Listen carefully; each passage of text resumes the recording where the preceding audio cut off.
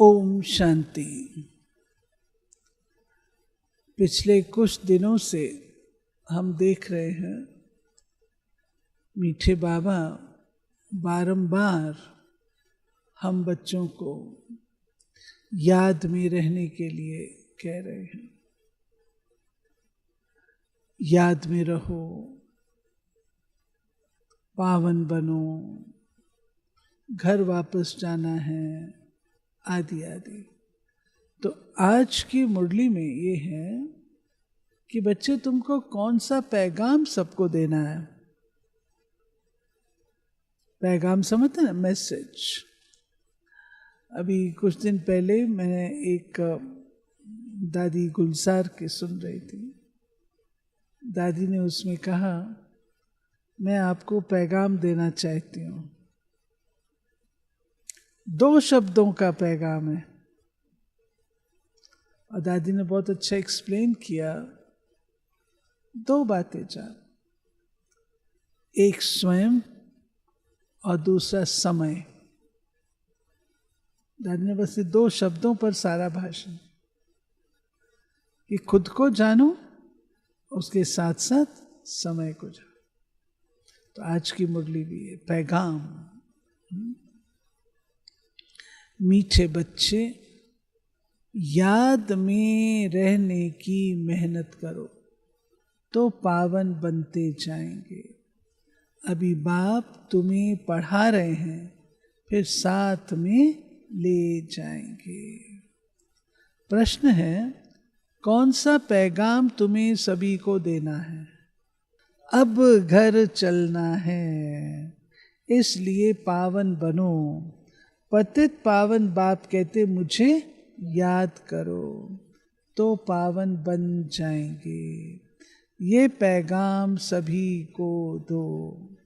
बाप ने अपना परिचय तुम बच्चों को दिया है।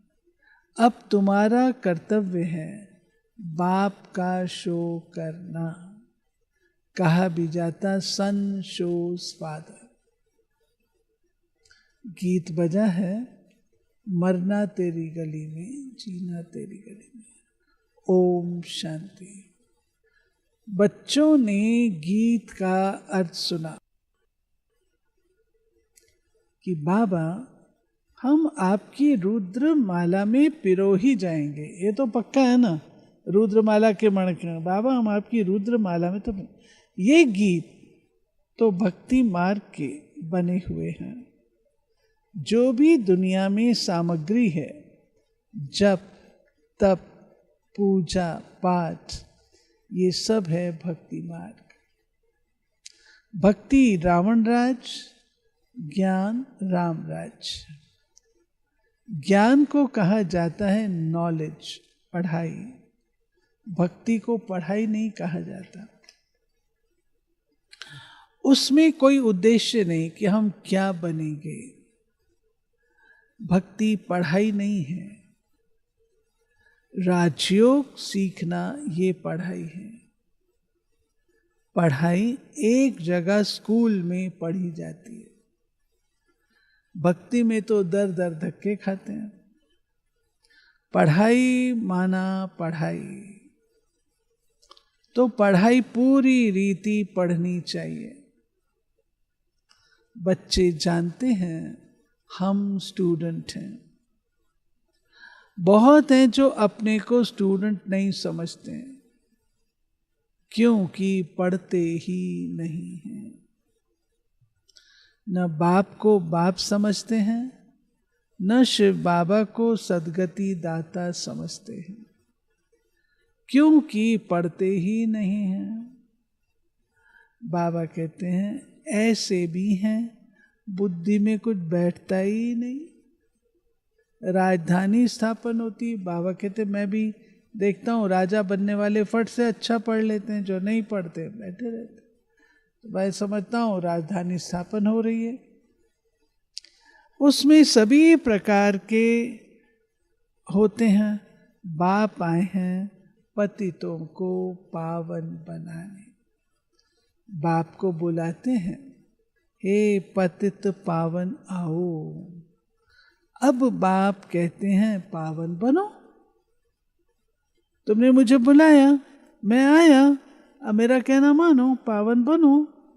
बाप को याद करो, हर एक को पैगाम देना है बाप का। इस समय भारत ही विशालय है, पहले भारत ही शिवालय था। अभी तो दोनों ताज नहीं है, ये भी तुम बच्चे समझते हो। अब पतित पावन बाप कहते हैं मुझे याद करो तो तुम पतित से पावन बन जाएंगे। याद में ही मेहनत है। बहुत थोड़े हैं जो याद में रहते हैं। भक्त माला भी थोड़ों की है ना। धन्ना भगत, नारद, मीरा आदि का नाम है। इसमें भी सब तो नहीं आकर पढ़ेंगे। भगत बहुत हैं, कई। एक भगत धन्ना भगत वो भी प्रसिद्ध है। बुल्ले शाह राबदा की पाना, एथू पुटना उथे लाना, ध्यान को यहाँ से हटा के वहाँ लगाना। तो बहुत सारे भगत हैं। मीरा भगत प्रसिद्ध हैं, नारद जी प्रसिद्ध हैं, हनुमान जी प्रसिद्ध हैं। बाबा कहते हैं, कहते भी हैं, हाँ, कल्प पहले जिन्होंने पढ़ा है वही आते हैं। कहते हैं बाबा हम आपसे कल्प पहले मिले थे, पढ़ने अथवा याद की यात्रा सीखने। अभी बाप आए हैं तुम बच्चों को ले जाने। समझाते हैं तुम्हारी आत्मा पतित है, इसलिए बुलाते हो, आकर पावन बनाओ। अब बाप कहते हैं मुझे याद करो, पवित्र बनो। बाप पढ़ाते हैं, फिर साथ में भी ले जाएंगे। बच्चों को अंदर में बहुत खुशी होनी चाहिए। क्यों?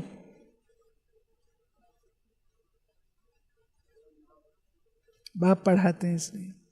पहले तो बाबा मिला और फिर वो बाबा हमको पढ़ा रहे हैं। बाप पढ़ा रहे हैं। कृष्ण को बाप नहीं कहेंगे, कृष्ण को पतित पावन नहीं कहेंगे। ये किसको भी पता नहीं कि बाप किसको कहा जाता है। और फिर वो ज्ञान कैसे देते हैं ये तुम ही जानते हो। बाप अपना परिचय बच्चों को ही देते हैं। नए नए कोई से बाप नहीं मिल सकते।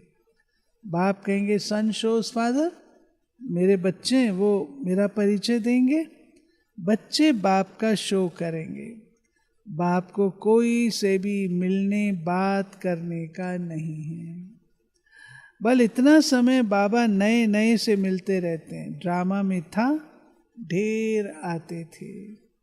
मिलिट्री वालों के लिए भी बाबा ने समझाया है, उनका उद्धार करना है, उनको भी धंधा तो करना ही है, नहीं तो दुश्मन वार कर लेंगे।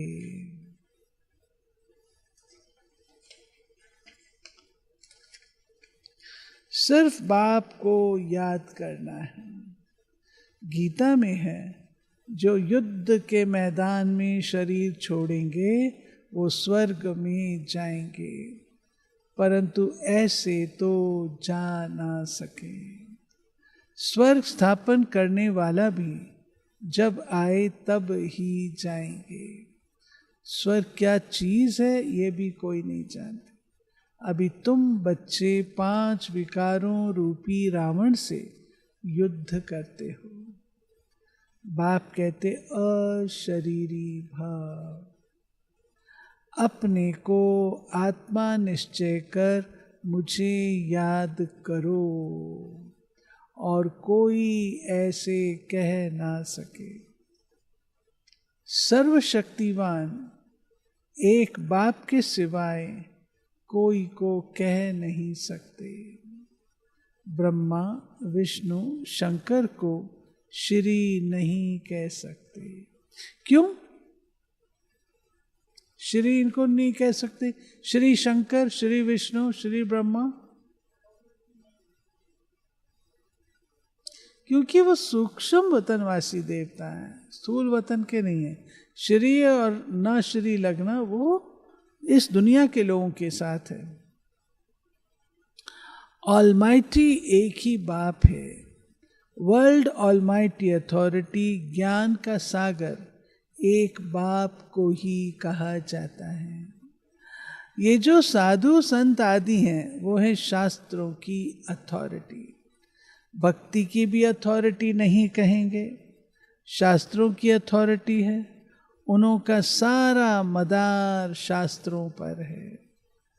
समझते हैं भक्ति का फल भगवान को देना है।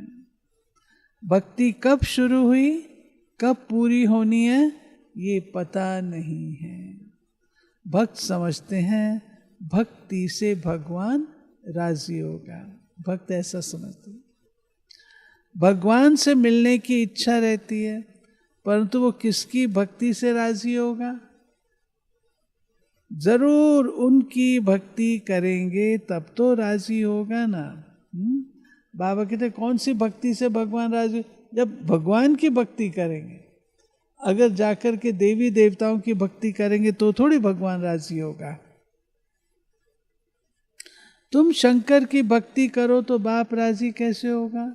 हनुमान की भक्ति करेंगे तो बाप राजी कैसे होगा? दीदार हो जाता है, बाकी मिलता कुछ नहीं। बाप कहते हैं मैं भल साक्षात्कार कराता हूँ, परंतु ऐसे नहीं मेरे साथ आकर मिलेंगे। नहीं, तुम मेरे साथ मिलते हो। भक्त भक्ति करते हैं भगवान से मिलने के लिए।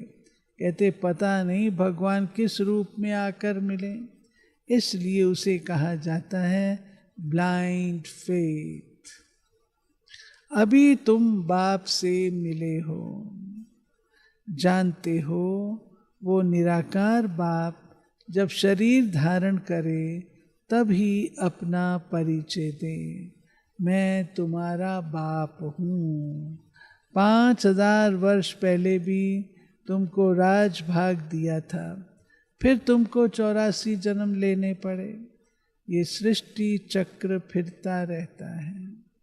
द्वापर के बाद दूसरे धर्म आते हैं, अपना अपना धर्म आकर स्थापन करते हैं। इसमें कोई बड़ाई की बात नहीं। आते हैं अपना धर्म स्थापन करते हैं, बड़ाई किसकी भी नहीं। ब्रह्मा की बड़ाई तब है जब बाप आकर प्रवेश करते हैं, नहीं तो ये धंधा करता था। इनको थोड़ी पता था मेरे में भगवान आएंगे। ब्रह्मा बाबा तो बिजनेसमैन था ना, तो बिजनेसमैन को थोड़ी पता था कि मेरे भगत था, जरूर गुरु किए हुए थे, लेकिन भगवान मेरे रथ को अडॉप्ट करेगा ये थोड़ी उनको पता था। तब बाबा कहता है वाट वेंदे बामन फातो, राह चलते हुए मैं पकड़ा गया। बाप ने प्रवेश कर समझाया कैसे मैंने इनमें प्रवेश किया। तो बाबा ने स्पष्ट किया ना, ऑलमाइटी ने, कि कैसे शिव बाबा ब्रह्मा रथ में आते हैं। ये शिव बाबा ने ही स्पष्ट किया, ब्रह्मा को तो पता नहीं था। कैसे इनको दिखाया, मेरा सो तुम्हारा, तुम्हारा सो मेरा, देख लो। तुम मेरे मददगार बनते हो, अपने तन मन धन से उनकी एवज में तुमको ये मिलेगा। बाबा कहते मैंने उसको बताया, देखो ये पुरानी दुनिया जाने ही वाली है, ये नई दुनिया है, अब तुम सोच लो तुमने क्या करना है।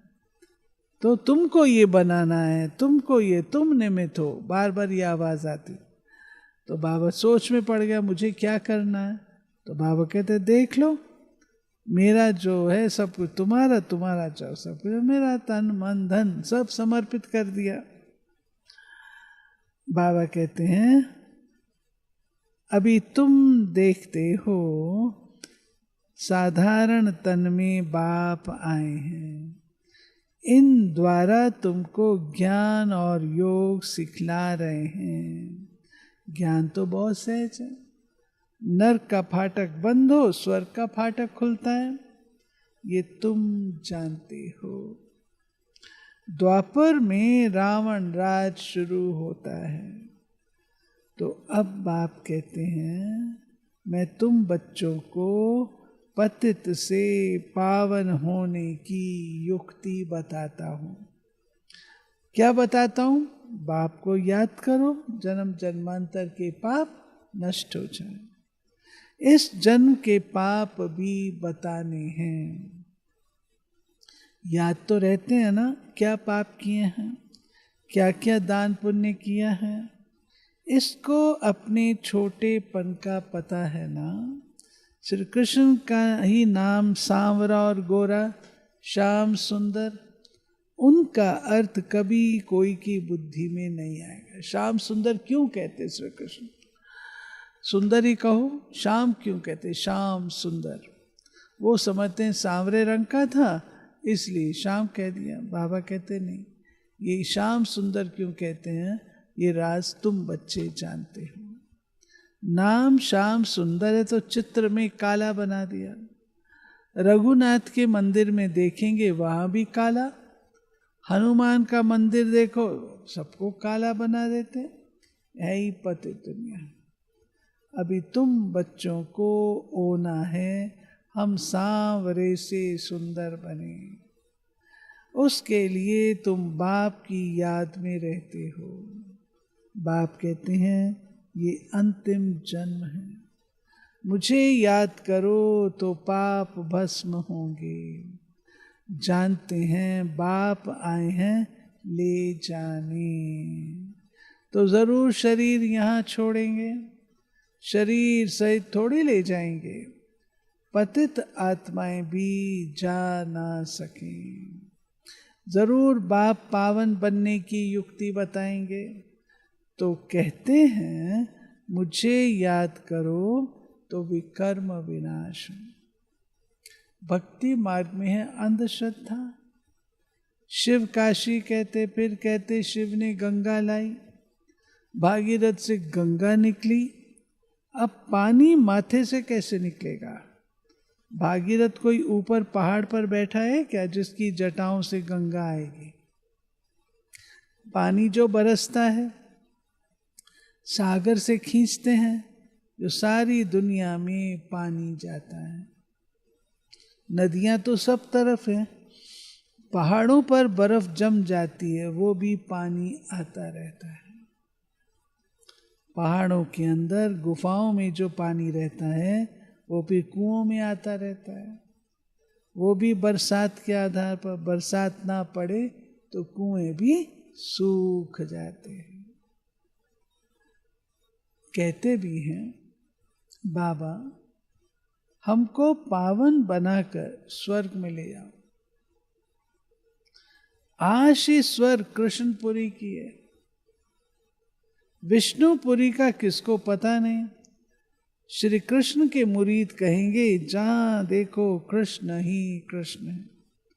अरे जबकि परमात्मा सर्वव्यापी है तो क्यों नहीं कहते हो जिधर देखता हूं परमात्मा ही परमात्मा है। परमात्मा के मुरीद फिर ऐसे कहते ये सब उनके ही रूप हैं। अब कोई क्रोध कर रहा है, क्या ये परमात्मा का रूप है? कोई बलात्कार कर रहा है, परमात्मा का रूप है? कोई अत्याचार कर रहा है, परमात्मा का रूप है? कोई अपहरण कर रहा है, परमात्मा का रूप है? कोई गोलियां बरसा रहा है, वो परमात्मा का रूप है? तो बाबा कहते सोचना चाहिए ना, परमात्मा का रूप कैसे हो गया? वही ये सारी, कहते वही सारी लीला कर रहे हैं। भगवान ने रूप धरे लीला करने के लिए। भगवान को क्या पड़ी है? भगवान को क्या पड़ी है जो हम सबको लीला दिखाए? हमारी लीला काफी है उसके लिए। बाबा कहते हैं जरूर अभी लीला करेंगे ना। परमात्मा की दुनिया स्वर्ग में देखो, वहां गंध की कोई बात ही नहीं। यहाँ तो गंध ही गंध है। फिर यहाँ कह देते परमात्मा सर्वव्यापी है। परमात्मा सर्वव्यापी है माना क्या? सब जगह है। परमात्मा मुर्दे में भी है। परमात्मा को कहते सत्य चित्त आनंद स्वरूप। तो मुर्दा तो डेड बॉडी। अगर चेतन है तो उसको क्यों ले जाकर के जलाते हो? आप ये तो नहीं कहते परमात्मा सर्वव्यापी है माइनस मुर्दा,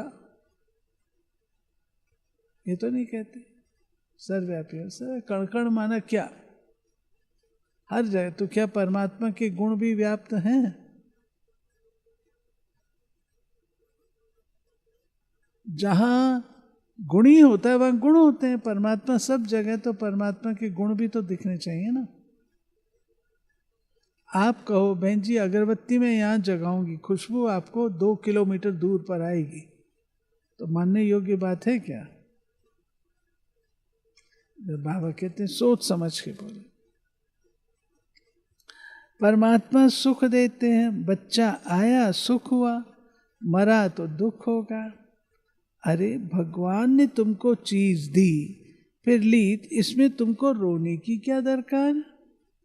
सत्युग में ये रोने आदि का दुख होता नहीं। मोहजीत राजा का दृष्टांत दिखाया। ये सब हैं झूठे दृष्टांत, उनमें कोई सार नहीं है। सत्युग में ऋषि मुनि होते नहीं। क्यों?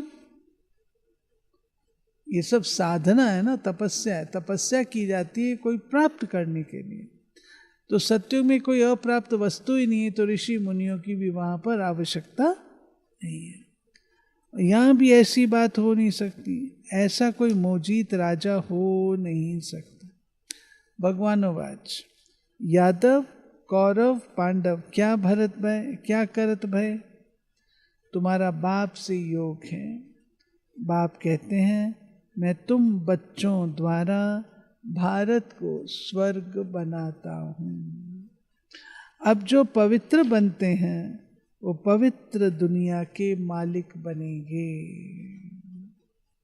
कोई भी मिले उनको ये बोलो भगवान कहते हैं माम एकम याद करो, मेरे से प्रीत लगाओ और कोई को याद न करो।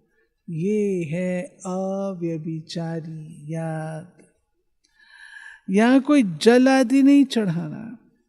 भक्ति मार्ग में ये धंधा आदि करते याद करते थे ना। गुरु लोग भी कहते हैं मुझे याद करो, अपने पति को याद नहीं करो। तुम बच्चों को कितनी बातें समझाते हैं। मूल बातें सभी को पैगाम दो। बाबा कहते माम एकम याद करो। बाबा माना ही भगवान। भगवान तो निराकार है। श्री कृष्ण को सब भगवान नहीं कहेंगे। कृष्ण तो बच्चा है। शिव बाबा इसमें ना होता तो तुम होते क्या? अगर शिव बाबा ब्रह्मा रथ में ना आता तो हम होते क्या? कैसे होते? शिव बाबा ने इन द्वारा तुमको अडॉप्ट किया, अपना बनाया। ये माता भी है पिता भी है। माता तो साकार में चाहिए, वो तो है ही पिता। ऐसी ऐसी बातें अच्छी रीति धारण करो। तुम बच्चों को कभी भी किसी बात में मूंझना नहीं है, कंफ्यूज नहीं होना है। कभी कोई बातों से कंफ्यूज हो जाता है ना, बहन जी ये कहा उसने ये कहा वो फलाने तो ये करता ही। कुछ भी कंफ्यूजन हो, बहनें बैठी हैं वो आपको क्लियर करेंगे। अपने माइंड को हल्का रखना, भारी नहीं। पढ़ाई को कभी नहीं छोड़ना। कभी कभी कहते हैं पता ही नहीं लगता ये कहते क्या है, तो पढ़ाई ही छोड़ देते हैं, इससे तो छोड़ दो, बार बार कंफ्यूजन, इससे छोड़ दो, पढ़ाई नहीं छोड़ना। कई बच्चे संग दोष में आकर रूठकर अपनी पाठशाला खोल देते हैं। वहां से रूठे तो अपनी पाठशाला, हम भी तो सुना सकते हैं, मुरली तो सुनानी है, हम भी तो सुना सकते हैं ना। अगर आपस में सुनो कान खोलकर, अगर आपस में लड़ झगड़ कर जाए अपनी पाठशाला खोली तो मूर्खपना है। बीज ही गलत है ना, रूठ कर जा रहे हैं, लड़ झगड़ के जा रहे हैं, तो वहां पे बीज ही गलत है, तो क्या प्राप्ति होगी। रूठते हैं तो पाठशाला खोलने के लायक ही नहीं। वो देह अभिमान तुम्हारा चलेगा ही नहीं, क्योंकि बुद्धि में तो दुश्मनी है, वो याद आएगी। कुछ भी किसको समझा नहीं सकेंगे। ऐसे भी होता है, जिसको ज्ञान देते वो तीखे चले जाते हैं, खुद गिर पड़ते हैं, ऐसा भी होता है। खुद भी समझते मेरे से इनकी अवस्था अच्छी है, पढ़ने वाला राजा बन जाए, पढ़ाने वाला दास दासी बन जाते। ऐसे ऐसे बाबा के पास तो सब समाचार आते हैं, सब प्रकार की बातें आती हैं। कई बार स्टूडेंट्स बहुत अच्छे लायक निकल आते हैं, पढ़ाने वाले से अच्छे लायक स्टूडेंट्स होते हैं। पुरुषार्थ कर बाप के गले का हार बनना है। बाबा जीते जी मैं आपका बना हूं, बाप की याद से बेड़ा पार होना है। अच्छा, मीठे मीठे सिक्की लधे बच्चों प्रति मात पिता बाप दादा का याद प्यार और गुड मॉर्निंग। रूहानी बाप की रूहानी बच्चों को नमस्ते। हम रूहानी बच्चों की रूहानी बाप को नमस्ते। धारणा, कभी किसी बात में मूंझना नहीं है, आपस में रूठकर पढ़ाई नहीं छोड़नी। टीचर से नाराज होते हैं ना, बहन जी ये टीचर जो मुरली सुनाती है तो हमारे पल्ले कुछ नहीं बैठते, इसलिए ना जाना ही अच्छा है। अभी आप भूल जाते हैं कि आप मुरली किसकी सुन रहे हैं, भगवान की मुरली सुन रहे हैं ना। आपको मक्खन से काम है ना, या बर्तन से काम है? मक्खन से है ना, तो मक्खन ले लो। तो क्या करे बहन जी, दिखती तो वही है ना। ठीक है, आप समझो बाबा ने उसको माध्यम बना के अपनी वाणी आपको सुना रहा है। वाणी पर अटेंशन तो ना देखो उसको। तो बाबा कहते हैं कि ऐसा नहीं करना है, रूठना नहीं है। फिर इससे तो बहन जी मैं भी मुरली सुना सकती हूँ, हमारी कॉलोनी में भी लोग रहते हैं, जहाँ वो सेंटर है वहाँ पर 10 कदम पर और खोल के बैठ जाते। तो ये सब वास्तव में हम कोई भी अवज्ञा का काम करते हैं, मर्यादा की भूल का काम करते हैं, तो उसका हिसाब किताब बनता है। बाबा कहते हैं संग दोष में भी नहीं आना है। संग दोष एक ऐसी चीज है जो कि कमाई खत्म कर देती है। कभी किसी को ना भी उसका संग नहीं करना, तो खास उसका संग करके देखेंगे या फिर उसकी महिमा करेंगे, फिर कई समय के बाद फिर समझ में आता है कि जो बड़ों ने कहा था वो ठीक ही कहा था। तो बाबा कहते हैं आपस में रूठकर पढ़ाई नहीं छोड़नी है, दुश्मनी बनाना भी दे अभिमान है, संग दोष से अपनी बहुत बहुत संभाल करनी है, पावन बनना है, अपनी चलन से बाप का शो करना है। पावन बनना और अपनी चलन से बाप का शो करना है। अच्छा, दूसरा है प्रीत बुद्धि बन एक बाप की अव्यभिचारी याद में रहना है। तन मन धन से बाप के कार्य में मददगार बनना है। वरदान, न्यारे और प्यारे बनने का राज जानकर राजी रहने वाले राजयुक्त भाव। जो बच्चे प्रवृत्ति में रहते न्यारे और प्यारे बनने का राज जानते हैं, वो सदा स्वयं भी स्वयं से राजी रहते, प्रवृत्ति को भी राजी रखते। साथ साथ सच्ची दिल होने कारण साहब भी सदैव उन पर राजी रहता है। सच्ची दिल पर साहब राजी। ऐसे राजी रहने वाले राजयुक्त बच्चों को अपने प्रति व अन्य किसी के प्रति किसी को काजी बनाने की जरूरत नहीं रहती, क्योंकि वो अपना फैसला अपने आप कर लेते हैं। इससे उन्हें किसी को काजी, वकील या जज बनाने की जरूरत ही नहीं। स्लोगन, सेवा से जो दुआएं मिलती हैं वह दुआएं ही तंदुरुस्ती का आधार है। खूब दुआएं दो, दुआएं लो। अव्यक्त इशारे, जैसे स्थूल शरीर में विशेष श्वास चलना आवश्यक है, श्वास नहीं तो जीवन नहीं, ऐसे ब्राह्मण जीवन का श्वास है पवित्रता। 21 जन्मों की प्रारब्ध का आधार पवित्रता, आत्मा और परमात्मा के मिलन का आधार पवित्र बुद्धि है। संगम युगी प्राप्तियों का आधार और भविष्य में पूज्य पद पाने का अधिक आधार पवित्रता है। इसलिए पवित्रता की पर्सनालिटी को वरदान रूप में धारण करो।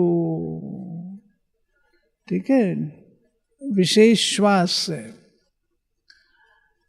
21 जन्मों की प्रारब्ध का आधार है, परमात्म मिलन का आधार है, संगम युग की प्राप्तियों का आधार है, भविष्य पूज्य पद पाने का अधिकार है।